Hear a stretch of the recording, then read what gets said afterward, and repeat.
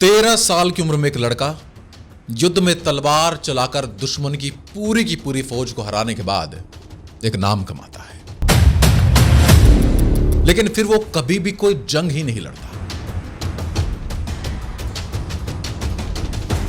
26 साल तक एक छोटे से कमरे में बंद रहकर समाधि लगा लेता है। लोग सोचते हैं कि यह पूरी दुनिया से दूर हो गया है, लेकिन 44 साल बाद वो सिखों के 9वें गुरु बनते हैं। और सबसे बड़ा राज, जब कश्मीरी पंडितों ने उनसे मदद मांगी तो उन्होंने कहा, अगर औरंगजेब मुझे मुसलमान बना लेगा तो बाकी सब भी बन जाओगे। औरंगजेब ने उन्हें दिल्ली में लाया, यातनाएं दी, उनके साथियों को जिंदा काटा, लेकिन गुरुजी ने सी तक नहीं की। उनके बलिदान ने न सिर्फ हिंदू धर्म को बचाया, बल्कि गुरु गोविंद सिंह जी ने विचित्र नाटक में लिखा, अगर तेग बहादुर न होते तो सनातन धर्म का नामो निशान मिट जाता। क्या आप जानते हैं, वो गुरु थे जिन्होंने अपनी जान देकर धर्म की आजादी का पहला उदाहरण दिया था, वो भी ऐसे समय में जब कोई इस्लामिया और मुगलियों के सामने खड़ा होने की हिम्मत नहीं कर पाता था। आज इस कहानी में सुनिए गुरु तेग बहादुर जी की वो अनसुनी बातें जो इतिहास की किताबों में छिपी रह गई और जो आपको हैरान कर देंगे। तो अंत तक जरूर सुने। वाहेगुरु जी दा खालसा, वाहेगुरु जी दी फतेह। हिंद की चादर, गुरु तेग बहादुर जी की अद्भुत कथा। सिख इतिहास के 10 गुरुओं में से एक नाम ऐसा है जो मानवता की आत्मा को जगाने वाला है, श्री गुरु तेग बहादुर जी, जिनका जीवन त्याग, वैराग्य और जीवन का संगम बन गया। 1 अप्रैल 1621 को श्री अमृतसर की पवित्र भूमि पर उनका जन्म हुआ। श्री हरमिंदर साहिब में आसा दीवार का कीर्तन चल रहा था।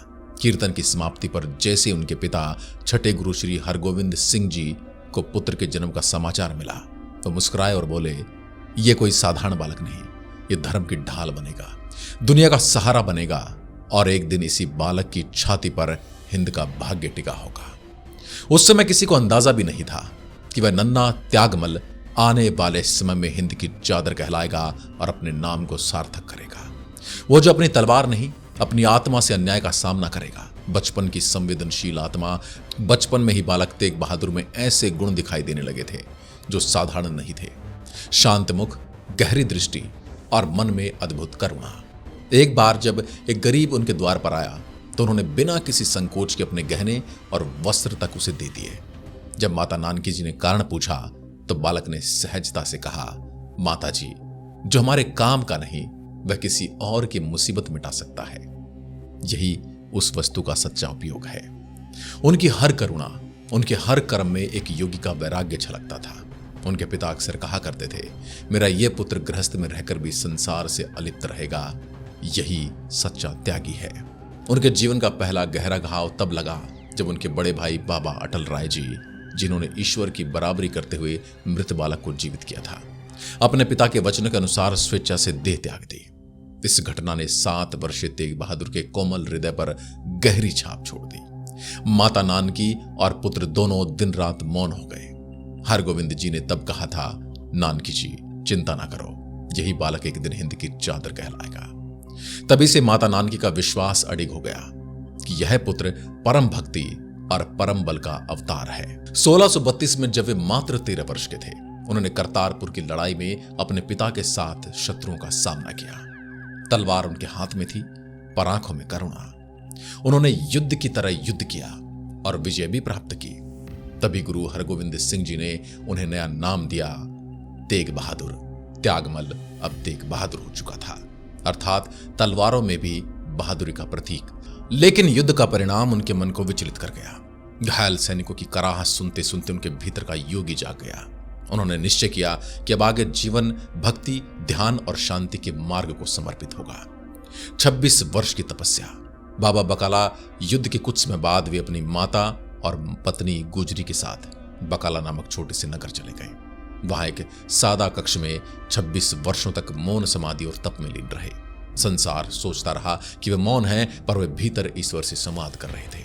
माता गुजरी जी, जो अब तक 12 वर्ष की थी, उन्होंने भी अपने पति की भक्ति को अपनाया और अपना जीवन पूर्णतः सेवा और ध्यान में समर्पित कर दिया। उनका यह मौन काल संसार को बताता है कि सच्ची शक्ति शोर में नहीं, साधना और शांति में होती है। समय बीतता गया।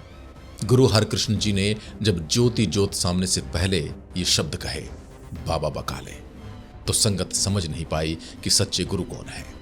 22 सोड़ी साहिबजादे बकाला में गद्दी डालकर बैठ गए। हर कोई खुद को गुरु कहने लगा। तभी आया कि व्यापारी मक्खन शाह लुभाना। समुद्र में डूबते जहाज को बचाने के बाद उसने 500 मोहरे गुरु के नाम मन्नत में मांगी थी। वह बकाले पहुंचा और हर गुरु को 2-2 मोहरे चढ़ाई, पर किसी ने उसकी प्रतिज्ञा याद नहीं दिलाई। निराश व्यापारी जब आखिरकार गुरु तेग बहादुर के सादे कक्ष में पहुंचा तो वहां न दरबार था न चढ़ावे, केवल एक ज्योति सा चेहरा और मौन बैठा संत। गुरुजी ने बस एक वाक्य कहा, भाई तूने 500 मोहरों की मन्नत मांगी थी, 2 क्यों चढ़ा रहा है? वो हमारा हक है, बाकी भी हमें अर्पण कर दो। बस ये सुनना था कि मक्खन शाह उछल पड़ा। वह छत पर चढ़ गया और पुकारने लगा, गुरु लादो रे, गुरु लादो रे। सच्चा गुरु मिल गया है। उसी क्षण से बकाला की गलियों में वाहेगुरु का नाम गूंज उठा। गुरुगद्दी और क्षमा का प्रतीक 20 मार्च 1665 को बाबा गुरु दत्ता जी ने तेग बहादुर जी को 9वें गुरु के रूप में गद्दी प्रदान की। पर धीरमल के मन में ईर्ष्या थी। उसने तो यहां तक किया कि गुरुजी पर गोली चलवाई। गोली उनके माथे को छू गई, पर वे शांत रहे। मक्खन शाह जब दौड़कर आया और धीरमल का सारा लूटा हुआ सामान वापस ले आया, तब गुरुजी ने कहा, भाई बलपूर्वक खींचा अमृत भी दोषपूर्ण होता है। सच्चा संत क्षमा में जीवित है, जा सब कुछ लौटा दे। यह सुनकर हर कोई स्तब्ध रह गया। लेकिन यही गुरु तेग बहादुर का स्वरूप था। क्रोध नहीं, दया, बदला नहीं, माफी। जब आप अमृतसर पहुंचे तो वहां के स्वार्थी नेताओं ने हरमिंदर साहिब के द्वार बंद कर दिए। संगत का हृदय हाथ था, पर गुरुजी बस मुस्कुराए और शांति पूर्वक बाहर बैठकर नमस्कार किया। जहां दरवाजे बंद हो वहां ईश्वर स्वयं खुला रहता है। उस स्थान पर आज थड़ा साहिब स्थित है। धर्म यात्रा और आनंदपुर की स्थापना। गद्दी संभालते ही उन्होंने सिख धर्म के विस्तार का संकल्प लिया। देश भर में भ्रमण किया, गरीबों में आशा जगाई और कहलूर के राजा से भूमि लेकर मखवाल नगर बसाया, जो आगे चलकर आनंदपुर साहिब कहलाया। यही वह स्थान बना जहां उनके पुत्र गुरु गोविंद सिंह जी का जन्म हुआ। वह स्वर्णिम दीप जो धर्म की ज्योति सदा के लिए जलाने वाला था। धर्म रक्षा के लिए सर्वोच्च बलिदान। औरंगजेब के अत्याचारों से पूरा भारत कांप रहा था। मंदिर तोड़े जा रहे थे, जजिया लगाया गया, हिंदू पंडितों को जबरदस्ती इस्लाम कबूल करवाया जा रहा था। जब कश्मीरी पंडित शरण में आए तो गुरु तेग बहादुर जी खामोशी से उठे। अगर धर्म बचाना है तो किसी को सिर देना होगा। उन्होंने दिल्ली पहुंचकर अपनी जान कुर्बान कर दी, न किसी धर्म विशेष के लिए बल्कि मानवता के अधिकार के लिए। 26 नवंबर 1975 को चांदनी चौक के उसी स्थल पर जहां आज गुरुद्वारा शीशगंज साहिब स्थित है, उन्होंने अपने पवित्र देह त्याग दी। उनके सिराने को शीशगंज और देह को कीरतपुर लाया गया। उस दिन आकाश भी श्रद्धा से झुका हुआ था। अंतिम उपदेश और अमरवाणी। कैद के दौरान गुरुजी ने आनंदपुर साहिब में अपने परिवार को 57 श्लोक भेजे। उनके हर शब्द में संसार के लिए मार्गदर्शन समाया है। ये श्लोक आज गुरु ग्रंथ साहिब में श्लोक महला नोआ के नाम से अंकित है। उनका जीवन हमें सिखाता है, सच की राह कठिन जरूर है, पर उसी पर चलने वाला इतिहास नहीं, अमृतत्व कमाता है। यदि इतिहास विजेताओं के नाम होता तो गुरु तेग बहादुर को कौन पूछता, क्योंकि किताबें तो वही कहती हैं जो विजेता लिखवाता है। जब उनके एक पुत्र गुरु गोविंद सिंह जी ने नाटक लिखा तो उन्होंने लिखा कि तेग बहादुर जी न होते तो सनातन मिट जाता। यह कोई अतिशोक्ति नहीं थी, यह युगों तक गूंजने वाला सत्य था। आज भी जब वाहेगुरु जी का खालसा, वाहेगुरु जी की फतेह उच्चारित होती है तो उसमें तेग बहादुर जी का ही स्वर गूंजता है। वह स्वर जो धर्म, करुणा और बलिदान की प्रकाष्ठा है। वह एक गुरु नहीं थे, वे पूरे भारतवर्ष की आत्मा थे, जिनकी तलवार सत्य की रक्षा के लिए उठी और जिनका सिर मानवता के चरणों में झुक गया। धन धन गुरु तेग बहादुर साहिब जी, सचमुच हिंद की चादर, संसार की ढाल।